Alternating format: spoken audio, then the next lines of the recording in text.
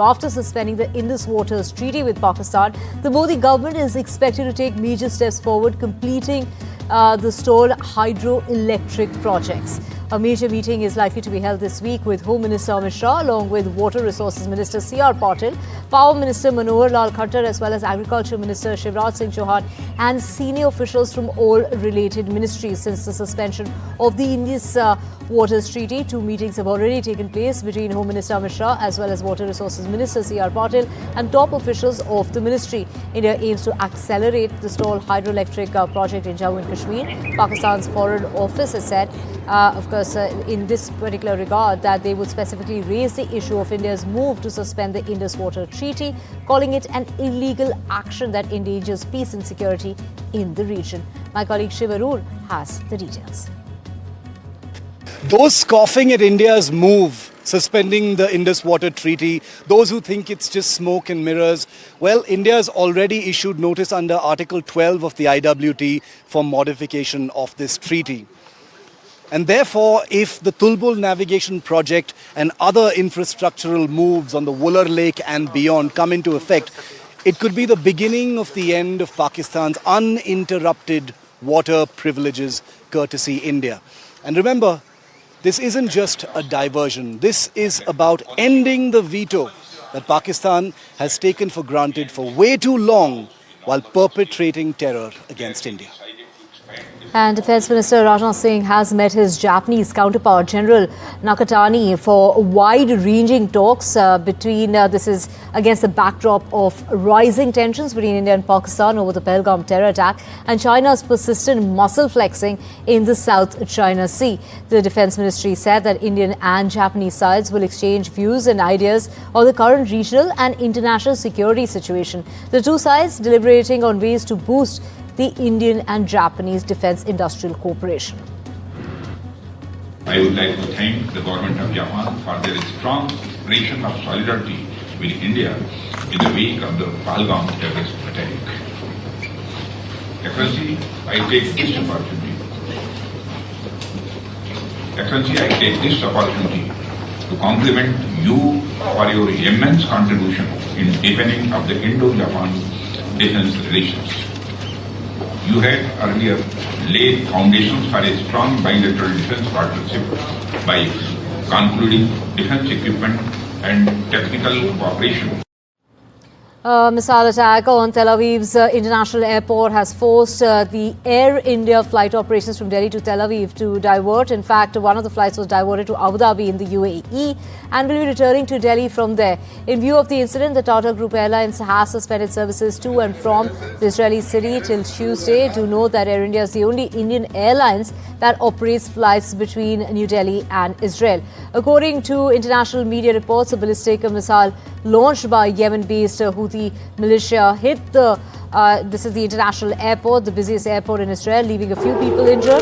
The Houthis, while claiming responsibility for the attack, also reportedly warned airlines that the airport was not safe for travel. As you know, the Houthis have been launching attacks against Israel over the latter's military offensive in Gaza. Here's what Israel's Prime Minister had to say. אנחנו פועלים נגדם. פעלנו בעבר, נפעל גם בעתיד, אני לא יכול לפרט את כל הדברים. ארצות הברית גם בתיאום איתנו פועלת גם נגדם. זה לא זבנג וגמרנו, אבל יהיו זבנגים. Vishal joining us to get us more on this. Vishal, not one and done, but a sevenfold attack is what Netanyahu is warning of. Yeah, that is correct. And Israel does possess some weapons in its arsenal that can actually execute those sevenfold attacks. But what remains to be seen is how Houthis will continue with these attacks, because they have vowed that they will continue to attack the Ben Gurion airport, which is the busiest and the largest airport in Israel. The projectile landed just meters away from the main airport and created a 25 feet deep crater. So you can imagine the level of magnitude that the weapon possesses and the damage it could have done.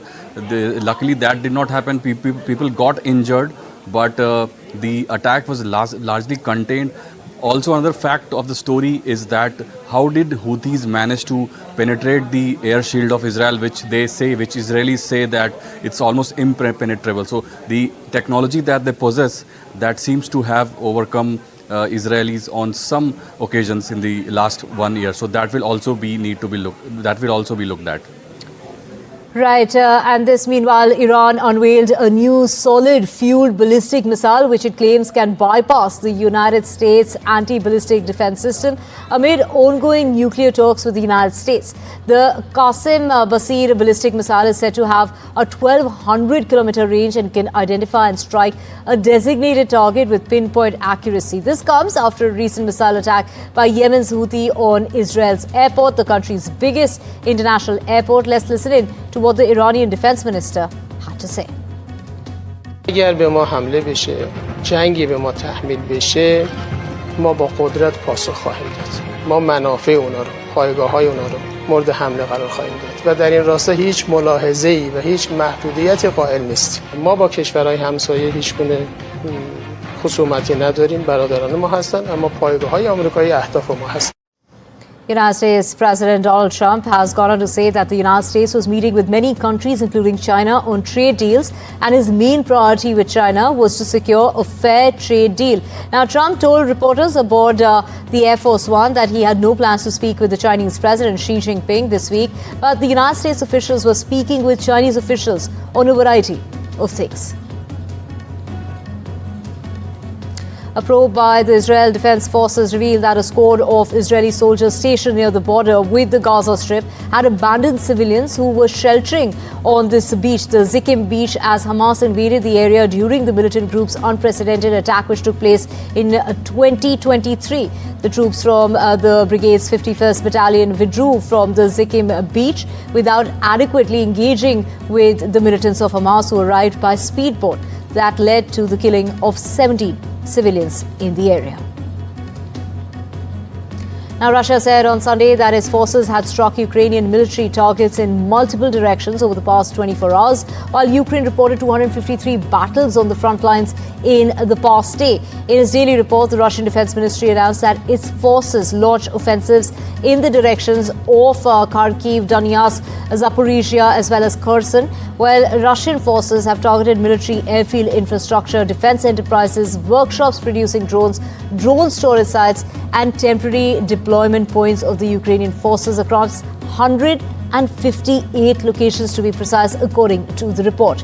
The air defense system of Russia shot down 146 Ukrainian drones over the past 24 hours, is what the ministry went on to add.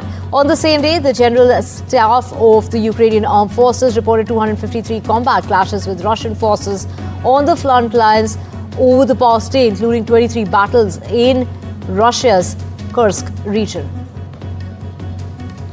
Donald Trump has announced on his social media platform Truth a 100% tariff on all movies produced in foreign lands. In his post, he went on to claim that they have authorized the Department of Commerce and the United States Trade Representative to immediately begin instituting such a tariff, although he gave no details on how this is going to go ahead and get implemented. The film industry has already been feeling the effects of tariffs as China in April responded to the announcements by reducing the quota of American movies allowed into that country. Now, China is the world's second largest film market that comes in after the United States, although in recent years, domestic offerings have outshone Hollywood imports. However, the tariffs would deal a significant blow when it comes to Western studios, especially Walt Disney Company, Paramount Global, and we're also talking about Warner Brothers, as well as others that still are struggling to rebound after the pandemic. Yeah, the movie tariffs, what they've done is other nations have been stealing the movies, the movie-making capabilities from the United States.